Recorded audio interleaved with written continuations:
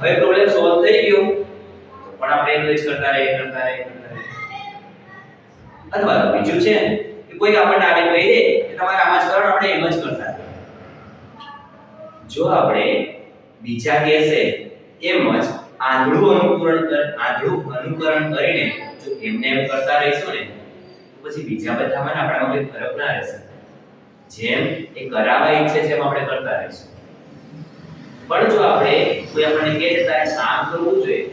એના પર આપણે થોડુંક વિચારવું જોઈએ મારે શા માટે કરવું જોઈએ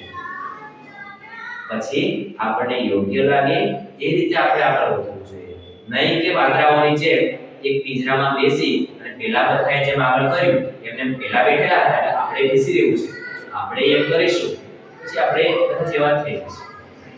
આપણું સપનું અલગ છે આપણું ડ્રીમ અલગ છે આપણે આખે અલગ છીએ પછી આપણે જે કરીશું એ પણ બધા કરતા થોડું અલગ હશે થોડું વિશેષ હશે હે ને તો આપણે બધાની જેમ પ્રવાહમાં નથી રહેવાનું આપણે બધા કરતા યુનિક બનવાનું છે